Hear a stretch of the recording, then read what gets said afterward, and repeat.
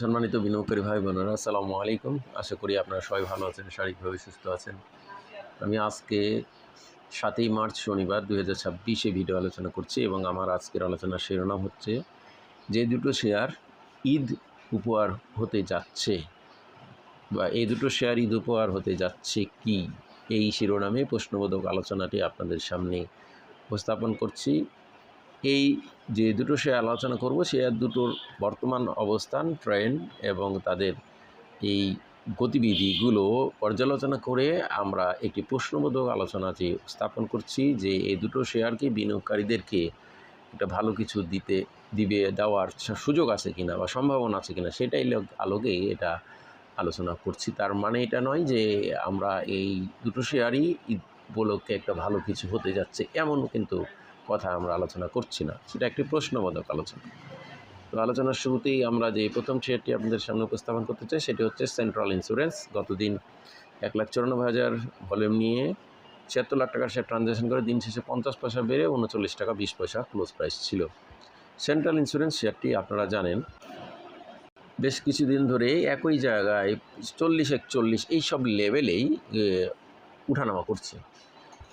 আপনারা দেখুন ৪০-৪১-৪২ এই লেভেলেই কিন্তু বেশ কয়েকটা দিন ধরে এই শেয়ারটি ওঠানামা করছে এবং ৩৮ টাকা ৩০ পয়সা গত ৩রা মাস যে একটা লোয়েস্ট লেভেল ছিল রিসেন্ট টাইমের, এই লেভেলে থেকে ব্যাক করে ৩৮.৭০ এবং গত দিন ৮২ পয়েন্ট মাইনাসেও ৩৯ টাকা ২০ পয়সা, দ্যাট মিনস ৫০ পয়সা ইনক্রিজ করছে এবং লেনদেনও কিছুটা বেড়েছে। এখানে বলা বাহুল্য যে শেয়ারটি কিন্তু একেবারে এই সাপোর্ট পেয়ে গেছে এবং বলা যায় যে অ্যাকুমুলেশন জোনের শেষ প্রান্তে চলে এসেছে, একরকম ড্রাই অবস্থানে চলে গেছে।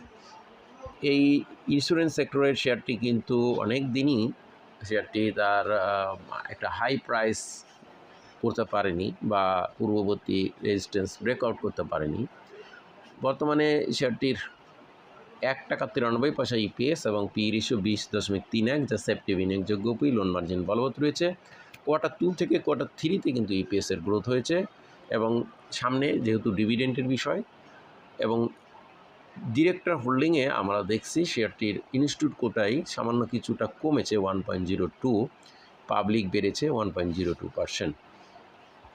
আমরা ৩০০ দিনে এভারেজ প্রাইস ৪১ টাকা ১০, সেই লেভেল থেকে কিন্তু অনেক কম আছে, এটা বলা বাহুল্য।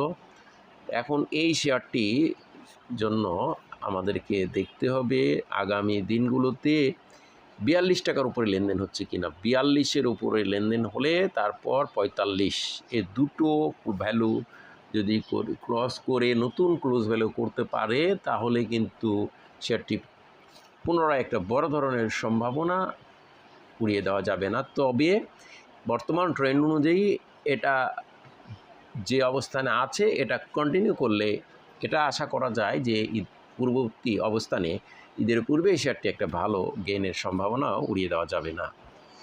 এরপর আমরা দ্বিতীয় শেয়ারটি আপনাদের সামনে উপস্থাপন করব। এই শেয়ারটি একটি লোপেড বা শেয়ার, ওভারঅল বলা যায় লোপেড শেয়ার। ২২,২১,০০০ ভলিউম নিয়ে ১২,৬৬,০০,০০০ টাকা শেয়ার ট্রানজ্যাকশন করে দিন শেষে ২০ পয়সা কমে ৫১ টাকা ৯০ পয়সা ক্লোজ প্রাইস ছিল।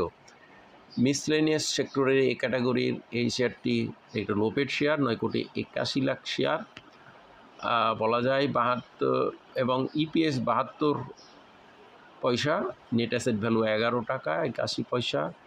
ইপিএসের গ্রোথ কিছুটা হয়েছে Q1 থেকে Q2-তে এবং ডিভিডেন্টও দিয়েছে 10% ক্যাশ। পি রেশিও অবশ্য ৭২, ইপিএসের চাইতে অনেক বেশি, লোন মার্জিন নাই এবং সেফটি বিনিয়োগযোগ্য না। তবে জানুয়ারির হোল্ডিংয়ে 1.29% শেয়ার পাবলিক থেকে ইনস্টিটিউট কিনেছে এবং এভারেজ প্রাইস ৩০০ দিনে ৯৬ টাকা। সেই ক্ষেত্রে এই শেয়ারটি এখন অনেক বটমে আছে, তলানিতে আছে বলাই যায়।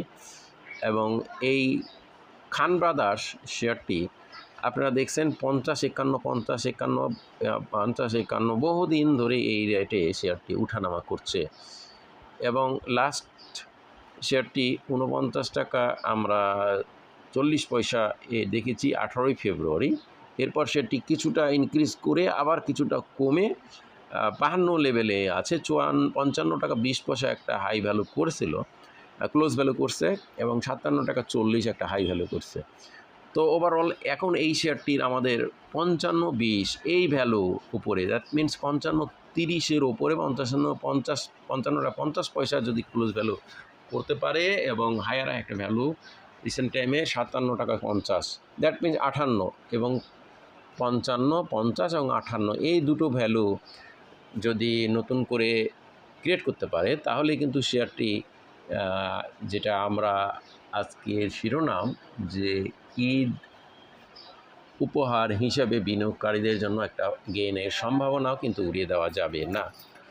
উপরন্তু শেয়ারটি net operating cash flow increase করছে, ইনস্টিটিউট কোটায় বেড়েছে এবং বর্তমানে তার লেনদেনের বা ট্রানজ্যাকশন অনুযায়ী বা ট্রেন্ড অনুযায়ী কিন্তু একটা ভালো অবস্থানে রয়েছে।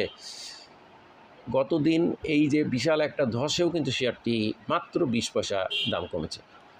আবার একটা লক্ষ্য করুন, শেয়ারটি 50 টাকা লেভেলে থেকে বর্তমানে এই 50 টাকা লেভেলে যে 25 ফেব্রুয়ারি থেকে 5ই মার্চ এই কয়েকদিনের মধ্যে কিন্তু শেয়ারটি অনেক লেনদেন হয়েও শেয়ারটি কিন্তু এখনও 50 লেভেল থেকে 2 টাকা বেশি আছে। সুতরাং এটার শেয়ার সেল প্রাইসগুলো সেল প্রেশারগুলো ওভারকাম করে শেয়ারটি কিন্তু একটা ভালো ট্রেন্ডে আছে। তো বলা যায় যেহেতু ধসের মধ্যেও শেয়ারটি স্টেবল আছে, আশা করা যায় লজিক্যালভাবে শেয়ারটি ঈদের আগেই বিনিয়োগকারীদেরকে একটা ভালো কিছু দেওয়ার সম্ভাবনা উড়িয়ে দেওয়া যাবে না। বন্ধুরা, আমার এই আলোচনা কাউকে বাই বা সেল করার জন্য না, প্রমোট উৎসাহিত করবেন হিসেবে নয়, শুধুমাত্র শেয়ারগুলো আলোচনা জানানো ধারাবাহিক আলোচনায় বাই সেল করবেন না। আজকে বন্ধু সবাই ভালো থাকবেন। আসসালামু আলাইকুম।